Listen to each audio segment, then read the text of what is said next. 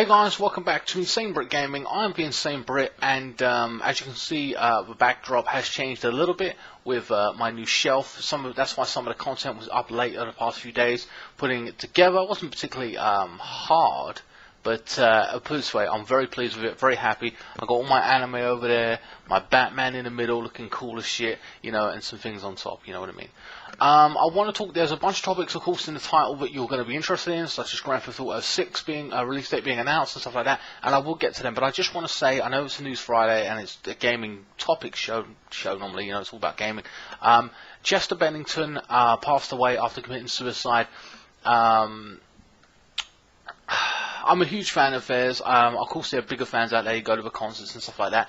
I knew of the song Numb and thought it was really good, one of their famous songs. And then I was playing Medal of Honor a few years ago, and their song came on in the ending credits, and I was like, damn, I love this song. Something about Sons. I can't remember the name of it. And then I checked that out, and it was really good. And of course, I started downloading some Linkin Park songs and stuff like that. I haven't really listened to them in a while, to be honest with you, because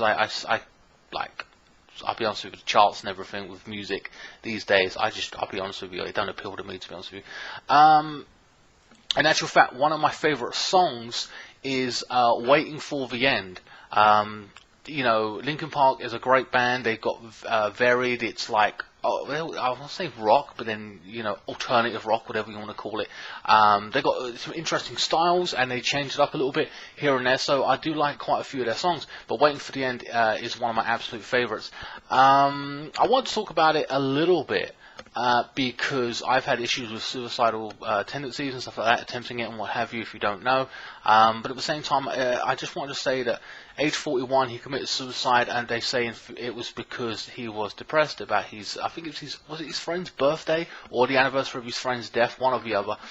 And I feel that maybe with the concoction, again, this is just my theory, of maybe drugs, alcohol, whatever, and that is what kind of driven him to it, or pushed him over the edge or whatever, with depression, because it has an effect on your mental state, of course, when you're under the influence. That's just a theory. I don't know if that's true, so I'm not criticizing him for it. A lot of people have called him a coward for doing it.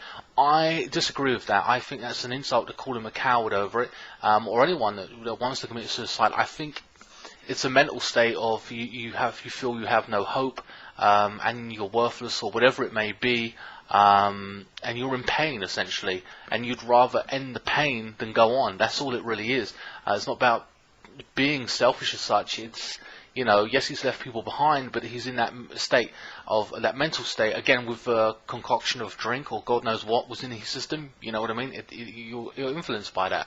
Like I said, he survived all these years with that kind of thing.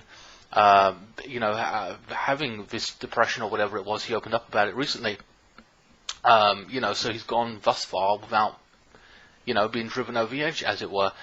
I think the sad truth is, like I said, as a fan, I'm very disappointed in the fact that we've lost someone so creative and a great band member. You know what I mean? Like, you know, a lead singer in that band. It's a shame for his fans, of course, his friends and family. And I think if you're a family member or a friend, you feel, should I have done more? Should I have listened more? Or whatever it was. And somebody said that, somebody said in the comment section of one of his songs, now you listen to his music, it all just seems like one big suicide note. And someone even said, you know, he's been singing about it for years or whatever, you know, the sadness in some of the songs or whatever, and no one really listened, you know, and that's, you know, I mean that's just an analogy. It doesn't make it 100% true, but you know what I mean. There's a line in one of my favourite songs, "Waiting for the End." I suggest you go check it out. If you haven't heard, well, you haven't heard the song. There's a line here: "Picking up the pieces, now where to begin? The hardest part of the ending is starting again." And of course, that is what his family has to do now. And you know, he bought a £2 million house, a 5-bedroom house, somewhat for his family. So some people said that he might have been planning for this. And that's the sad truth, man. At the end of the day, I would say it could have been prevented all day long just by talking. You know, if you would have spoken to someone, you know, and it just goes to show my point about my saying is essentially that no matter where you are in the world, who you are, the fame, the money, whatever it is, no one is above depression. You get depressed for various things. Maybe you don't like your job. Maybe, you know, there's pressure on you for some kind of situation that you have to go through and you really don't want to, and you're worried about it. Stress hits you and can play or depression, sorry, can hit you and play a big part in whatever walk of life you are in. And it just goes to show, no matter how much money you have, you are not above it. It can affect anybody. And with now, lots of people say with his millions of pounds, he should have been sorted, went to a clinic, his friends should have stepped in, something should have happened. But some people just smile. Like I used to smile and push through it, and no one really knew I was depressed for many, many years. No one knew about my suicide attempts and whatever. Anyway, I don't want to drag the whole thing about me or whatever, but I'm just giving you an example of, you know what I mean?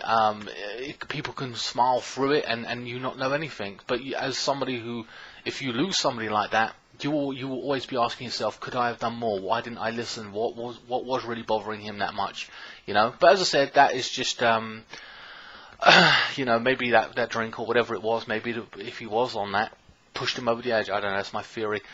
So my advice to you or anybody, you know, if you are feeling depressed, it's just to talk to someone. You know, even if it's on Facebook to somebody you've never really met. I talk to some people on Facebook here and there I've never even met, but I feel better about it. It feels like, hey, there's some kind of contact there. Somebody's looking out for you, or someone's just asking you how your day was. Or even if you're not, if you're young and you don't want to talk to a parent, or you might think your friend is going to spread, even if it's your best friend, it might spread things about you. You never know. In this childish world, people do that. If you don't have enough faith in your friends, which I think if you're like 17 to 21, maybe you should at this point. You know, you're not a teenage kid or something, you know, like a 12-year-old, 13, 14-year-old, then go to an older relative like your gran or your granddad or something and talk about it. You know what I mean? Away, if you don't want to tell your parents or you don't want to tell a sibling or whatever because you think they'll judge you, talk to someone, and I think you'll feel a lot better for it, and you know, get things sorted out in your own mind. You know what I mean? That's my advice for anyone in that situation. And I hope that helps, essentially, you know. I myself have spoken to somebody, not going to name them by name, but I told them when they get sad or depressed or having a shit day and they suffer from depression, lean on me. Lean on me. Pour your heart out. Say what you want to say if you're feeling shitty or low. And you know, don't worry about it, because I can take what you're saying and on my shoulder, and it won't, you know what I mean? I'm not going to judge you over it. It's how you feel. It's your mental state. You know what I mean? And hopefully that makes that person feel better. You know, until they've beaten the depression. There's managing it and there's beating it. And you know, I've been lucky enough to beat it. I said this before. Exercise got me out of it. Lifting weights and doing stuff like that. So if you are feeling like that, do some exercises, and within about 2 or 3 weeks, you'll be feeling a hell of a lot better. Probably even sooner. Again, that's just my take on it. So rest in peace, Chester Bennington, and you'll be sorely missed. Sorry to start off for the News Friday in such a sad note. I know it went off about 8 minutes, but I would switch the thing around to a little bit more positive now and say happy birthday to my mum, who turned 50 on the 24th of July, and happy birthday to my friend who came round, and thank you for putting that shelf up for me. Well, he helped me. Well, it was 85% him, because he has one himself, and it's so thank you and happy birthday to Chaos Paradise, who came over like last weekend, and that's why some of my stuff I was out late and stuff, because he was putting that goddamn shelf together. So yeah, happy birthday to you. There is a bunch of stories going on right now related to gaming and some comic book stuff. Comic-Con 2017, the Spawn movie has officially been announced. Apparently, if I can just find the article, as it were. Give me 1 second, guys. Okay, guys, the Spawn movie has been announced. Essentially, now this is, you might have heard about this recently, or no, a few months back actually, and we got some more information on it. Apparently, this will not be a continuation of the 1992 version of Spawn, thank God. because I did see it. It had an interesting concept, but I saw it when I was a kid. I didn't like the movie so much. But it's going to take a dark narrative on it, R-rated, I believe, which is good. Deadpool, I think, was R-rated as well. So that's always going to be a good thing. It is not going to be a continuation of the story from the 1992 version. It is going to be a reboot, a whole retelling of it to say this is who he is and whatever. It's a comic book series, by the way, that introduces Al Simmons, whose soul was sent to hell after being killed. And there he makes a deal in exchange for his soul to return to Earth and see his wife. But, of course, when you make a deal with the devil, as it were, there's always going to be some kind of turnaround, spin, kick in the nuts, right? He returns as Titor, demonic being Spawn. So yeah, that's the actual character's name or whatever. I did know a little bit more about it, and it's very, my friend was telling me chaos about it. He was very interesting concept. It sounds really badass. They do say in the article that they've done like a kick-ass screen roll, you know, like screenplay or whatever it is, you know, script, sorry, is what I'm trying to say. So I'm very much looking forward to that. It's going to be one of the big comic book movies that are coming out. There are a lot of comic book movies right now. I'm just not into them. They piss me off to a point where like it's just too much of them. But Spawn is definitely one of the outstanding ones that I definitely want to see. Further, we have more news on some movie news or anime news, or whatever. Director, alright, I'm going to get the name wrong. Hiroaki Shishida. You see what I'm saying? Apparently, he says under promoting the a new Godzilla anime. Ooh, interesting. He talked about Knights of Sidonia Season 3. Season 1 and 2 are on Netflix right now. I recommend you go check them out. I have an unboxing on my channel where I give a review of it as well in the actual unboxing, so check that out. But Season 3 is coming out. I definitely cannot wait to see that, and I will be buying it on Blu-ray when it comes out as soon as possible. But also, if you didn't know, they have a new movie called Blame, which will be coming out... well, it's out on Netflix, so you can watch it, but it's a 90-minute feature film, which I thought was going to be episodic, to be honest with you, to get more into it, you know, like a 10, 15, 20 episodes, but apparently it isn't. But apparently we're going to get a second Blame movie, so that's coming out at some point as well. But of course, he says that in the Blame movie, they picked a narrative over the manga and in the manga story, so to tell a backstory, so you got to see who was what and who was who, to understand the story, and then, you know, they push on from there. So that's going to be interesting as well. So again, if you've got Netflix, you can check both anime series out for free, and I highly recommend. Like I said, I've bought them myself. I don't plan on buying Blame, but I definitely will watch it. It depends on if it gets any better than it has. You know, some things are worth buying, some ain't.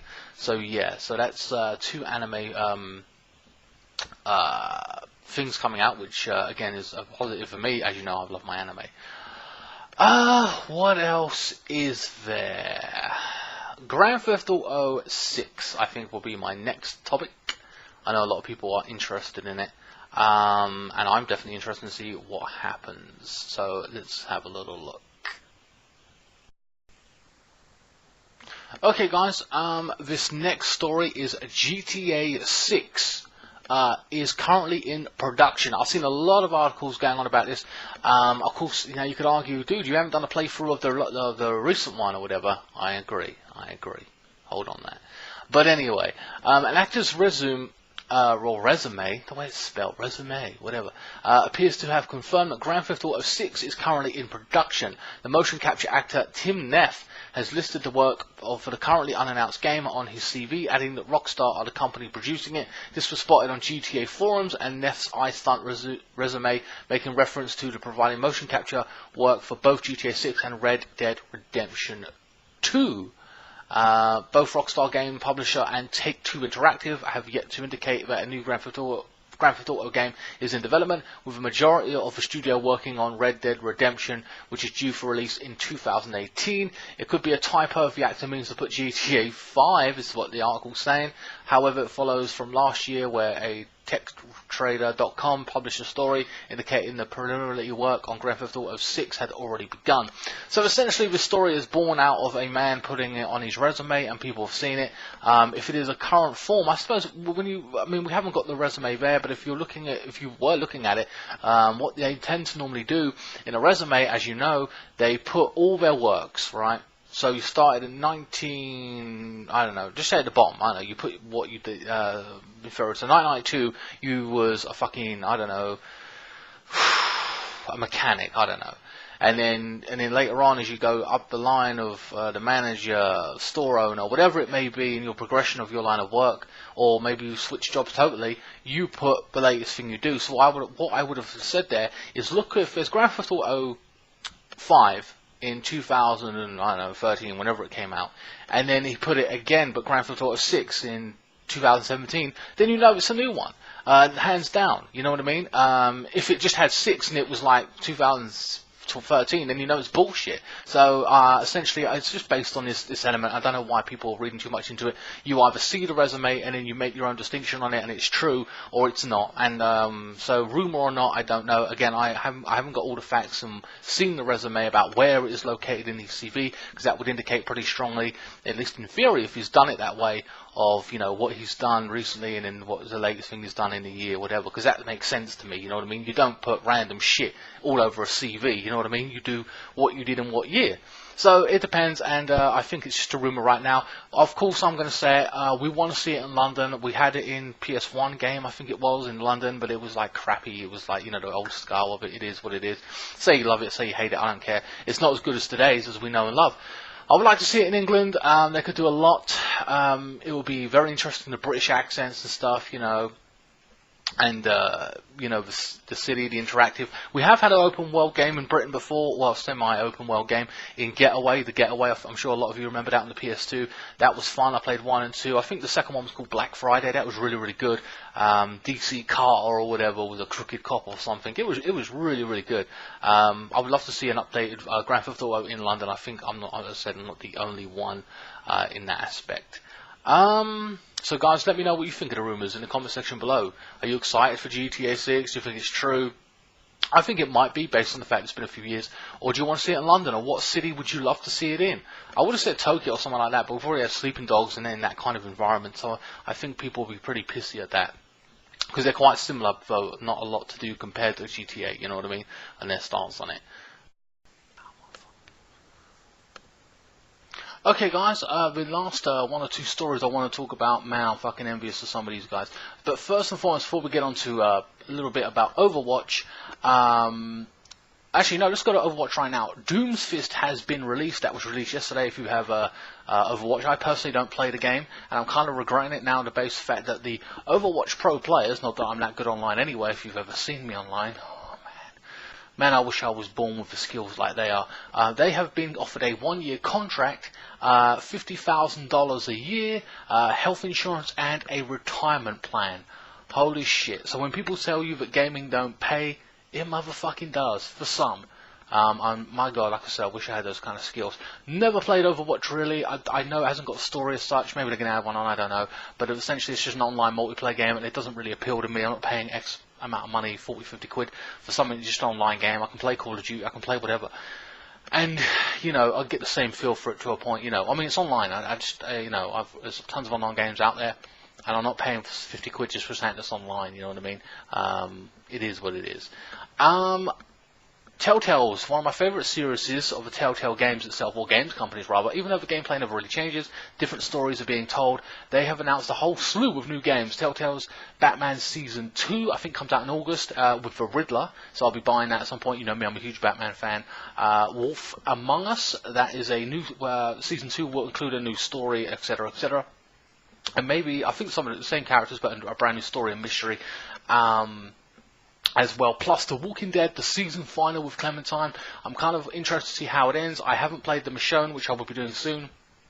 The Michonne miniseries. Then I'll be playing The Walking Dead Season 3, which I haven't got. I will buy it. And then, of course, the 4th one comes out next year, 2018. So definitely, I've got a lot of Telltale games to catch up on, so there will be a slew of them, but I'm going to break them up as much as possible. Essentially. Okay guys, the last things I want to talk about are the Xbox release games and the PS4 or PSN this month's game releases for free on the Xbox One and PS4. I'll talk about them both because I own both consoles, of course, and I'll give you my view and opinion on them. I don't even know them right now, so I'm just going to check and then give you an opinion on them. Okay guys, my god, my fucking PC was bugging out, and it took me like 20 minutes to find this information out, pissing me off. Essentially, the Xbox, we're going to start with Xbox. The Xbox Live games are games, to be honest with you, I'm not really interested in. Slime Rashnir, or whatever the fuck that is, looks some weird shit indie game. And Trials Fusion, which is a motorbike game. So I don't know how interested you guys are in that, but I am not interested in either one of them. The Xbox 360 games, or backwards compatibility, is Bayonetta. I know a lot of people like that, including my friend. He likes that. I was a big fan of Red Faction, but I didn't play Red Faction Armageddon, so that is coming out as well. If you're a PlayStation person, like me, well, primarily I am, you get Just Cause 3 and Assassin's Creed Freedom Cry for your PlayStation Plus games. To be honest with you, PlayStation for me in August, that wins PlayStation. It beats Xbox Live this month. So I'll be keeping a track on that about who wins each month. Maybe have a look about the games overall, who wins at the end of the year. PlayStation Plus has given me quite a good few games. I got Watch Dogs from Xbox just like 1 or 2 months ago or whatever, but primarily PlayStation in my opinion is winning. Also, just a word, PlayStation Plus prices are rising. I got a text today from PlayStation. It did rise in the USA, but apparently it is also rising in the UK as well, or Europe, so it's gone up £10, 50 quid. But if I'm paying 50 quid, I expect better quality games, like maybe a Far Cry or something like that, you know what I mean, or whatever. I expect these more decent games, and they can argue that's for security reasons it's gone up, or inflation. They can argue a whole bunch of issues there, but I want better games if it's just a download to people. So I'll be waiting and watching. But to be fair, they've delivered on lots of Telltale games and stuff like that. They're just easy and fun games, interesting, but at the same time, they're not all indie. And some of them are indie and some can be quite boring, but I like some AAA games to be given for free to make it worth my money and time, you know what I mean? So guys, let me know in the comment section what you think about that. Are you happy to pay £10 more? Do you think this month's games are good enough to pay for PlayStation Plus, like on Freedom Cry and Just Cause 3, which is an open world game, like, reminds me of Mercenary, World in Flames, to a point, or whatever. Let me know what you think in the comment section below. Xbox, are you happy with the games you've got? I personally am, as an Xbox person as well, or owns the console, I'm really happy with it. Disappointed, I probably will just skip paying this month anyway altogether, because I'm not currently playing an Xbox game, after playing Halo. But anyway, the first one. But anyway, guys, if you're interested in watching me play Halo, if you're interested in NAC, I will leave those in the annotations up top or whatever. Don't forget to check out tomorrow's food review, which will be a takeaway product as well. I'll be uploading a picture of that on Instagram today. That comes out Saturday at 7 PM. Also, this week I will have an unboxing for you. Something quite simple, and then in 1 or 2 weeks I'll probably have the PlayStation Pro, the PS4 Pro coming out as well. Anyway guys, I hope you enjoyed this video. Please like, share, comment and subscribe. Follow me on Facebook, Instagram, Twitter. All links will be in the description below. If you want to donate to my channel via PayPal, you can. That link is also in the information box. And I will see you next time. Thank you so much for watching.